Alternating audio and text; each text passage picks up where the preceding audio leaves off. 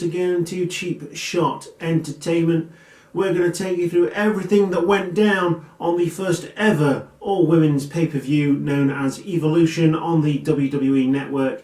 It went down on the 28th of October, and like I said, we're going to take you through everything there. So if you want to join us, you can click the subscribe button, like the video and do all that kind of stuff. You can also follow us on Instagram, Facebook and Twitter. And today we're joined by my too sweet Hand and Tommy Dreamer.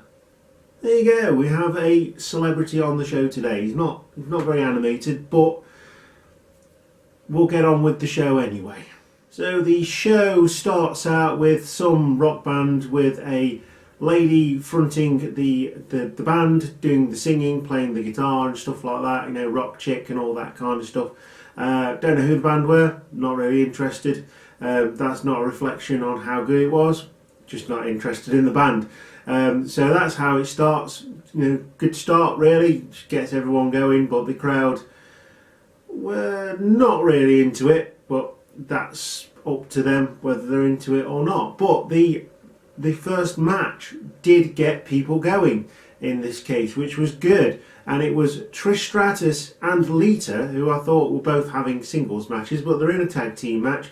And they're going against Mickie James and Alicia Fox, accompanied by Alexa Bliss. Now, Alexa Bliss is injured. I believe that Bliss was supposed to be going against Stratus in the original plans for Evolution. But obviously things have changed, and this is a good change. You know, we've got Trish Stratus and Lita. Trish Stratus not skipped a beat. Lita getting on a bit in age, but still able to do the moonsaults and stuff that made her famous during the Attitude Era. And you've got Mickie James, who was also around in that time, and newer faces such as Alicia Fox and Alexa Bliss. So a good way to start the show. And obviously the dominant pairing here will be Trish and Lita, and that's how it played out really. James gets on top, giggity. So Trish and Lita are dominant for the first part of the match until James manages to come back and get the tag to Alicia Fox after she gets involved from the outside.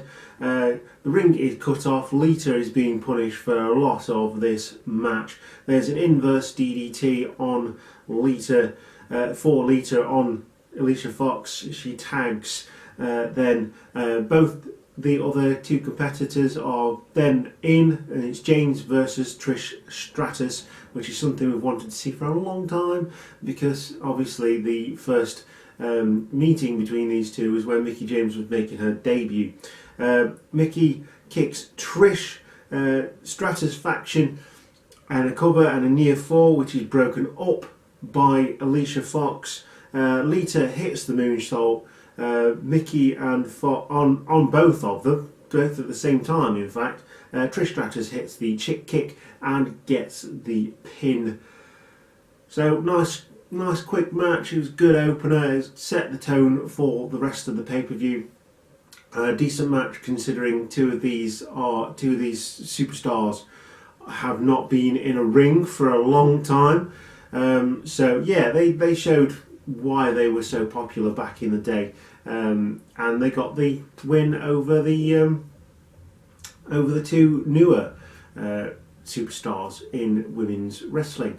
So yeah, good way to start the match, good way to start the show rather, and it's nice to see Alexa Bliss out at ringside even though she's injured. So yeah, really good.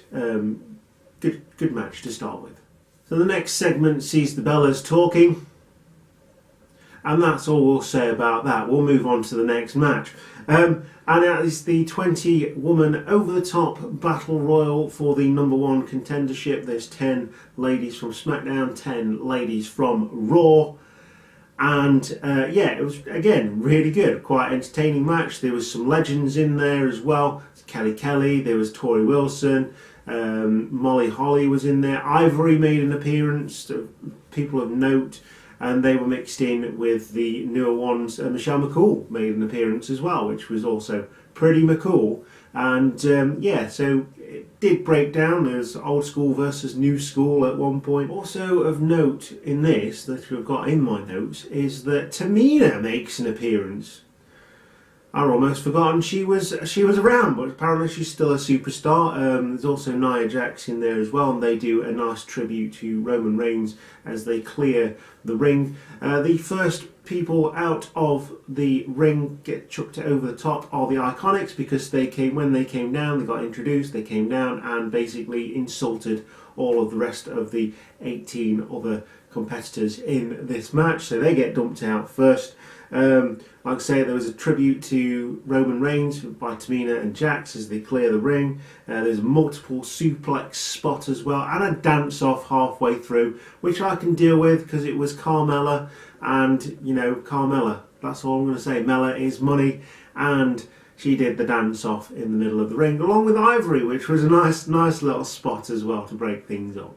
So the final few competitors in the Battle Royal feature Asuka, who gets taken out by Ember Moon, and Tamina, who also gets taken out by Ember Moon as well, leaving Ember Moon and Nia Jax in the ring. Ember Moon and Nia Jax are fighting on the outside on the ring apron. Zelina comes in from being outside. She obviously was never eliminated. Tries to push them both out. It does not happen. She's celebrating.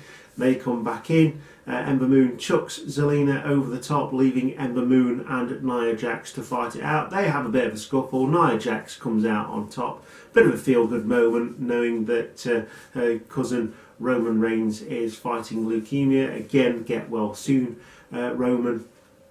And Nia Jax gets the championship shot against Ronda Rousey at this point, obviously, because there's still a match to go. But she gets the championship shot, whoever comes out on top, against whoever comes out on top in the Raw Women's Championship match later on between Ronda Rousey and Nikki Bella. So the next match on the card is the finals of the Mae Young Classic, something that we've been following all the way from the start in 2018, all the way to the final at Evolution on the 28th of October. It's been an absolutely fantastic tournament. If you've not seen it and you've got the network, go over and watch it. There were some epic matches, some really good overall performances throughout the whole tournament, and we come down to the final two, which happens to be Toni Storm, an NXT UK competitor, versus Io Shirai, who was signed on a contract as a free agent to NXT in the summer, and both have put on really good shows. Toni Storm, of course, was in the Mae Young Classic last year. Io Shirai is coming over this year, and like I say, good show from both of them.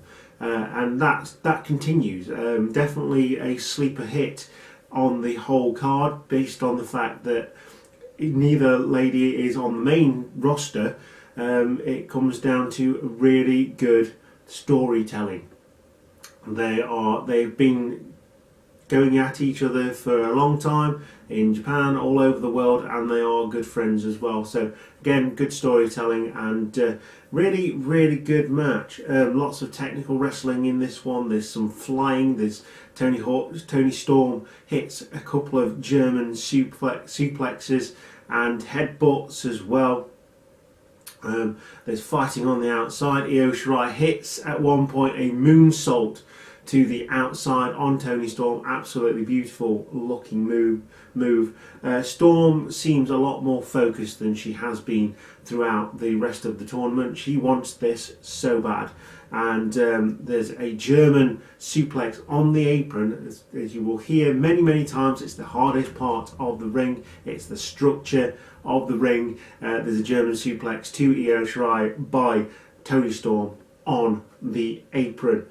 Shirai gets some strong style strikes in. Storm comes back with a strong clothesline, flips Io Shirai over. Storm Zero is hit. There's a sunset flip as well by Toni Storm. There's a near falls, double knees.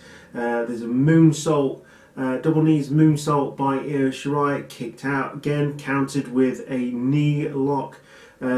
Storm hits the Storm Zero for a second time and eventually comes out as the winner after getting her knees up from the Acai moonsault off the top rope by Shirai. And like I say, it was a really good match. Best match of the night so far. Absolutely deserved winner in Toni Storm. And she dominated the match. Io Shirai comes in with a lot of fanfare behind her, a lot of people behind her, being the hottest free agent in the summer, signed to NXT. But Toni Storm dominated, and she absolutely deserved this win, and she is your Mae Young Classic winner for 2018, and I believe that gives her a title shot at some point, probably for the UK Women's Championship, which would be really cool. I like Toni Storm a lot. She's very entertaining and really good wrestler. I'm looking forward to seeing Io Shirai as well in NXT in the near future. And moving on to the next match, it is a 6-woman tag match. It features the Riot Squad versus the Boss, Sasha Banks, Bayley the Hugger, and Natalya. So you've got the Young Pretenders versus the Veterans, 2 of the 4 horsewomen of wrestling, so to speak. And the Natalya, the surviving member of the Hart Dynasty in WWE, that is. So yeah, the face team are on top for a lot of this match. You've got Sasha Banks, Bayley and Natalya showing all of their experience in the ring. Sarah Logan gets the tag, comes in like a house on fire, is definitely the muscle of the Riot Squad. Gets near fall after a drop kick to Bayley, and she gets her on the outside of the ring and she hits the ring post. The Riot Squad back on top at this point, isolating Bayley from her corner. There's a tag then to Sasha Banks, who hits a top rope Luthez press. At this point, the face team are on top, but the Riot Squad is absolutely dominating this match up to this point. And Bayley puts her body on the line for Sasha Banks, laying on top of her, giggity, and taking the brunt of the bomb from the top from Ruby Riott. And elbow by Bayley, homage to the Macho Man, followed by a frog splash from Sasha Banks, homage to Eddie Guerrero, and Sasha gets the pin. So the Veterans win. You've got Sasha Banks, Bayley and Natalya win over the Riot Squad, showing their experience in this match. Very short match, but again, it was really good. This pay-per-view is not as bad as people have been making out online. I would suggest you watch it and make up your own mind. Yeah, another decent match. It's getting a bit slower now after some really good matches, but it does pick up towards the end of the pay-per-view, which is good because I really like that. Got this nice sort of wavy quality to a pay-per-view, keeps you interested. And the following contest is scheduled for one fall, and is for the NXT Women's Championship. It is Shayna Baszler, the former champion, as the challenger, versus Kairi Zayn, the champion, who beat Baszler for the championship. The Pirate Princess coming out on top of that one after beating Baszler for the second time in a year. Of course, beating Baszler for the inaugural, to be the inaugural winner of the Mae Young Classic in 2017. Lots of kicks and strikes in this one, as you can expect. You've got Baszler, MMA background. There's Kairi Sane from Japan. Obviously, the strong style background for her. Definitely a feeling out process to start with. Baszler is on top for most of the match. Outside, Zayn hits a move from the steps, jumping into Baszler before being thrown into the steps by Baszler. And from this point, Baszler stays on top, wears down Kairi Sane. There's a couple of flurries from Kairi Sane trying to get the strikes in. Baszler takes it all on the chin, sometimes literally soaks up all of that pressure and attack to be in complete control. She's brutal in this match. She just dominates Kairi Sane. Kairi does hit a crossbody from the top, and two of the four horsewomen of MMA get involved to help Baszler after Kairi Sane chucks Baszler into the crowd. And this is where the match starts to turn. So far it's the best match of the night, just after the Mae Young Classic, and it was the only reason it's just after, because it was a really good match, is because of the involvement of two of the four horsewomen of MMA, two of Baszler's good friends in NXT now, because they're all in NXT. And after several distractions for Kairi Sane, Shayna sinks in her submission move after the final distraction, and blacks out. And you have a new NXT Women's Champion, the first ever two-time NXT Women's Champion in Shayna Baszler. Kairi Sane put up a good fight. Baszler was in control for most of this. I really like Shayna Baszler. I like Kairi Sane as well, but Baszler seems to have taken to wrestling, to sports entertainment, like a fish to water. She is just fantastic.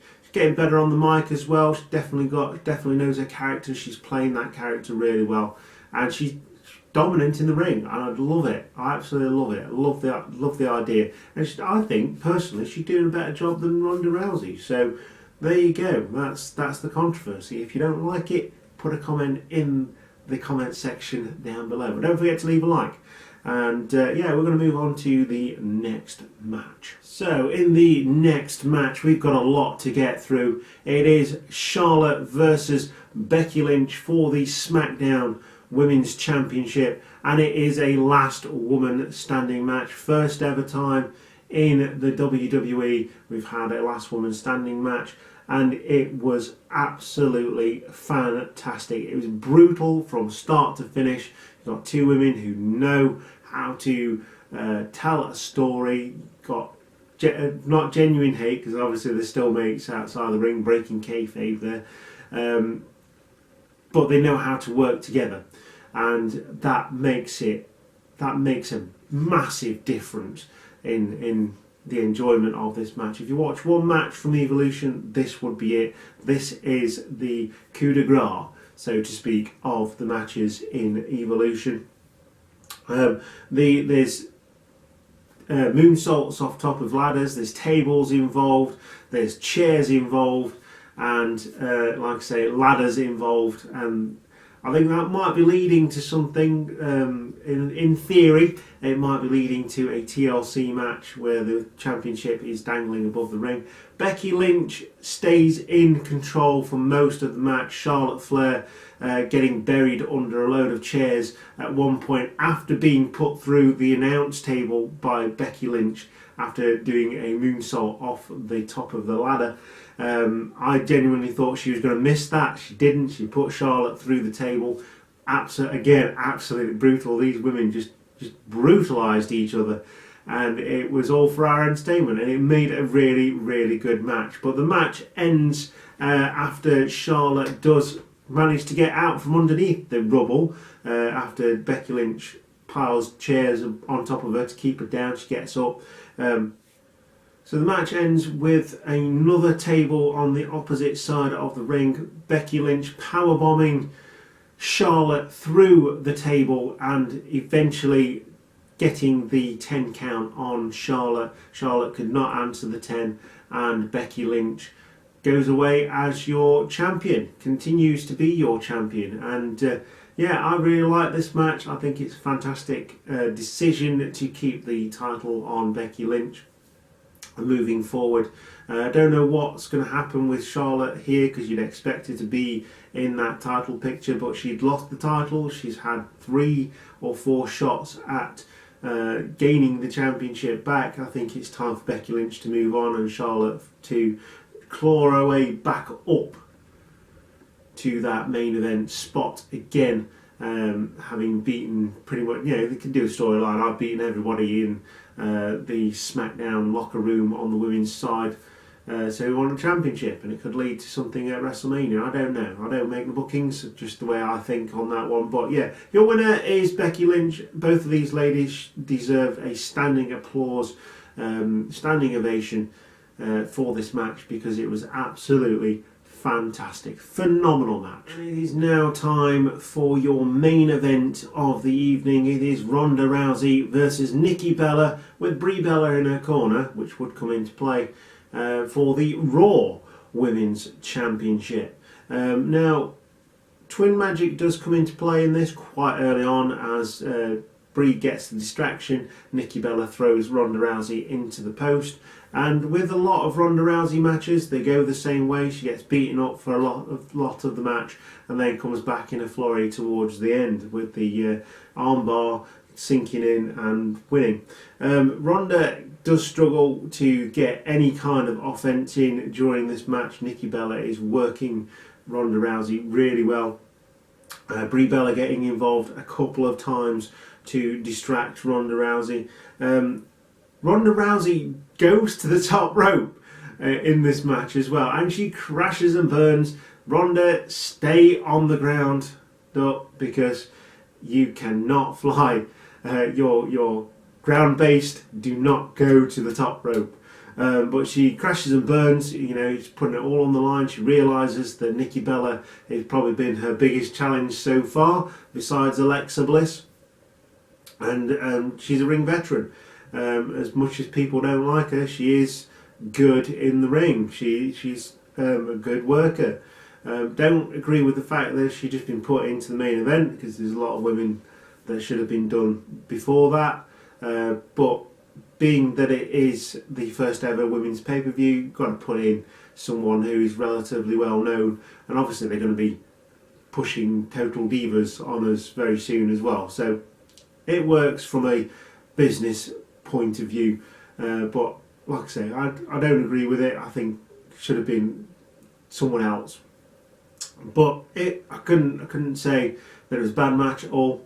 Ronda Rousey does come back in the last 5 minutes, starts beating up on Nikki Bella, takes out Brie as well, so she can't get any distractions. The final spot of the match, which was fantastic as well, because Nikki Bella's going up top, Ronda Rousey does the sort of Kurt Angle run up the post, gets the arm, does a flip over, and obviously takes everything over as well, like a Spanish fly. Still got the arm, plays to the crowd, locks in the armbar. Nikki Bella taps out pretty quickly, and Ronda Rousey is still your Raw Women's Champion.